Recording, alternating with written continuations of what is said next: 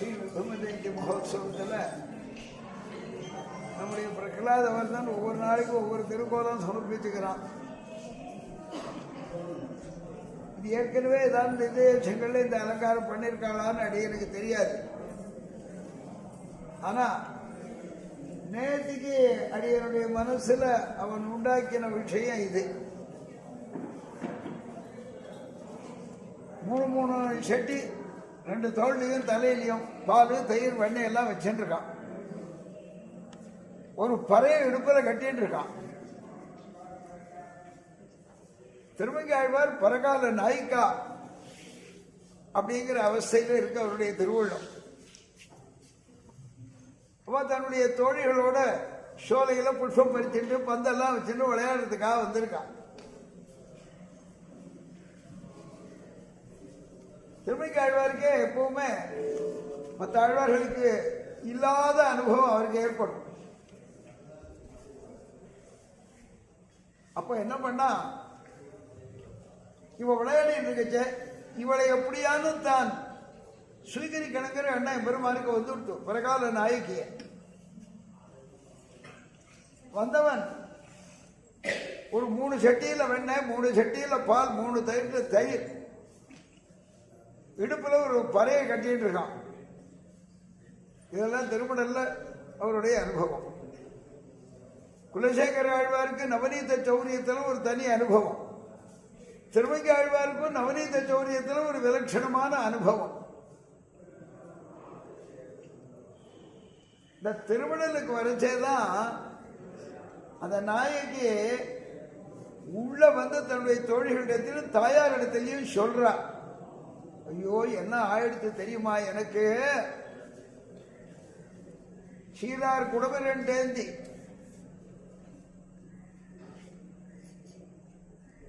ஆறாரனை சொல்லி ஆடுமது கண்டு பறை வாத்தியத்தையும் வாய்ச்சிண்டு என்னை போல இந்த மாதிரி வாத்தியம் வாய்ச்சிண்டு தயிர் சட்டி, பால் சட்டி, மோர் சட்டி எல்லாம் வச்சுட்டு ஒரு சொட்டு கூட கீழே விழாமல் குடத்தை வைத்துக் கொண்டு கூத்தாடுபவர்கள் யாரேனும் உண்டோ கேட்டுட்டே வரான். அதை பார்த்தா அதில் ஈடுபட்டு விட்டா நாய்க்கு. ஆத்துக்கு வந்து அம்மாட்ட சொல்ற இதெல்லாம் அப்படி அனுபவிச்சிருக்கார் திருமங்கை ஆழ்வார். அப்போ இன்னொரு திருநெடுந்தாண்டத்தில் ஒரு அனுபவம். மன்னவர கூத்தாடி மகிழ்ந்தாய் என்னும் மன்றுனா 4 பேர் கூடுற இடத்துக்கு மன்றுன்னு பேர் தமிழ்ல. மன்று அவரை கூத்தாடி மகிழ்ந்தார். இந்த வெண்ணைக்காக இந்த வெண்ணெய் குடம், பால் குடங்கள்லாம் வச்சுன்னு கூத்தாடுறது குடமாடு கூத்தன்னே அவருக்கு ஆழ்வார் கொடுத்திருக்கார் பேர். திருநாங்கூர் 11 திவ்ய தேசங்கள்ல குடமாடு கூத்தன்னு ஒரு பெருமாளும் எழுதிருக்கார். ஆனா அங்க கூட இந்த மாதிரி திருக்கோலம் சமர்ப்பிக்கிறாளான்னு அடியனுக்கு தெரியாது, அடியன் சேவிக்கல. இந்த அனுபவத்தில் ஆழ்வாருக்கு அம்மாட்ட வந்து சொல்றார், எல்லாரும் தோழிகளோடு நாங்களாம் விளையாடிட்டு இருந்தோம். நீரார் கமலம் போல் செங்கன்மால் என்றொருவன் பார்வர்கள் எல்லாம் மகிழ பறைகரங்க. அவன் பறை வாத்தியத்தை வாசிச்சதும் இந்த குடங்களை எடுத்துட்டு கூத்து ஆடுறதையும் பார்த்தேன். சீரார் செழும் பந்து கொண்டடியார் நின்னேன். நான் பந்து விளையாடுறதுக்காக வந்தேன் என் தோழிகளோட. அப்போ இவனை பார்த்த உடனே எனக்கு என்னவோ பண்ணிவிடுச்சு என்ன அப்படின்னு ஆத்தல் வந்து தாயார் இடத்துல சொல்றார். இதனால பெருமாளுக்கு குடமாடு கூத்தன்னு ஒரு திருநாமம் கிடைச்சது. அந்த மண்ணில் கூத்தாடினான்னா அவன் முடிச்சுட்டு அவன் திருவாளிக்கு போயிருப்பான். ஆனால் மந்திரத்தில் இருக்கிறவா என்ன நடக்கிறாப்புலையே தோணுமா அந்த இடம். சில காரியங்கள்லாம் பார்த்தோம்னா அது அப்படியே இப்பவும் இங்கே நடக்கிறாப்புலே இருக்கேன் அப்படின்னு நமக்கு எத்தனை அனுபவம் வருது லோகத்தில். திருமங்கை ஆழ்வாருக்கு இந்த குடமாடு கூத்தனுடைய அனுபவம் அப்படி. மன்று அமர கூத்தாடி மகிழ்ந்தாய் அப்படிங்கிறாருங்க. இப்படி வந்த உடனே அம்மாட்ட சொன்னா மயங்க விழுந்துட்டான். யாராலும் இந்த குரத்தி வாசல்ல குறி சொல்றவ போவோம். கட்டி வச்சின்னு பேர் அவளுக்கு. கையில் ஓலை கட்டி வச்சுருப்போ ஏதோ ஒரு தேவதையை வந்து சுவாதீனப்படுத்தியிருப்பாள்.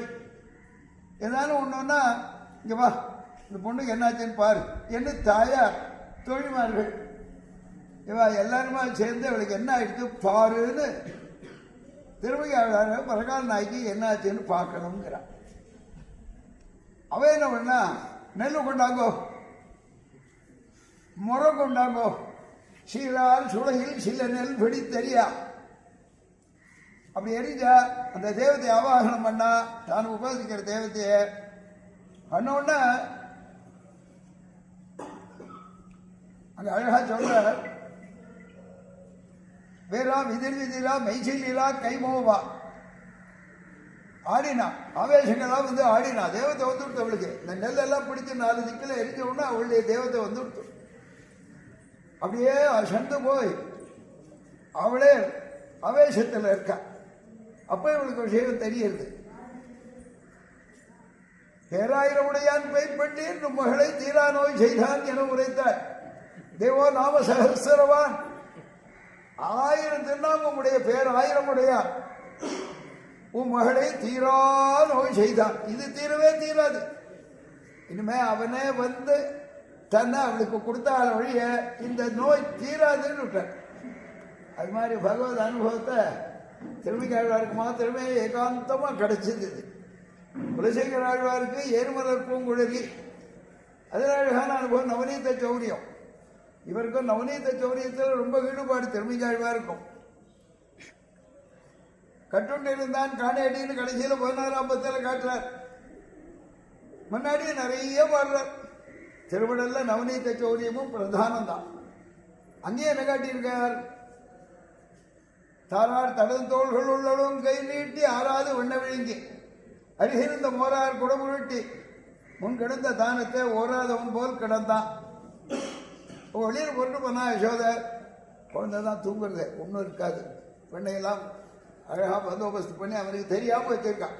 இவன் கண்ணால பார்த்துட்டே இருக்கான், படுத்துன்னு தூங்குறவன். எப்போ இவன் அம்மா வெளியில போறான்னு காத்துட்டு இருக்கான்.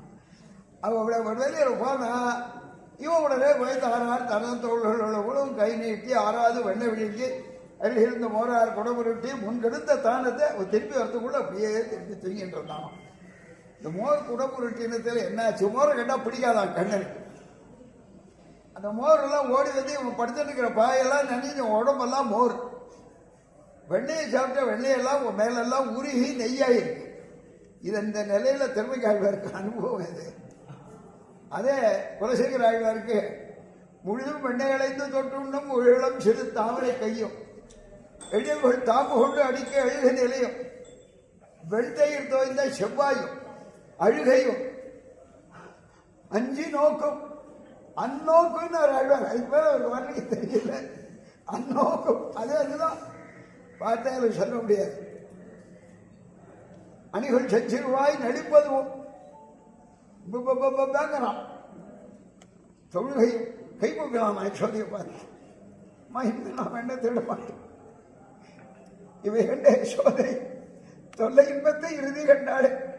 மோட்சானந்தத்துக்கு முடிவுண்டு தெரிஞ்சிட்டாளா யசோதை. இறுதிக்கு அது ஒப்பாகுமா? அது ஒண்ணுமில்லைன்னு தீர்மானிச்சானா குலசேகர ஆழ்வார் அனுபவம். இப்படி இந்த அனுபவத்துக்கு ஏதாவது 2 வார்த்தை சொல்லணும் அப்படின்னு வந்து சொன்னான் குழந்தை. அதனால எல்லாருக்கும் அனுபவம் தான் இது. பரகால நாயகனுடைய அனுபவம் நமக்கு வராப்பனாலும் பரகால நாய்க்கு வந்ததுன்னு தெரிஞ்சு அதை அனுபவிக்கலாமே. எல்லாரும் ஊரார்கள் எல்லாரும் காண உரலோடங்கிறப்பல ஊரார்கள் எல்லாரும் காடுமொழிதான் மன்னவரை கூத்தாடி மகிழ்வதும்னு காட்டுறார். அப்படிப்பட்ட குடமாடு கூத்தன் பல்லாண்டு பல்லாண்டு வாழ்ந்திடுகவேன்னு சொல்லி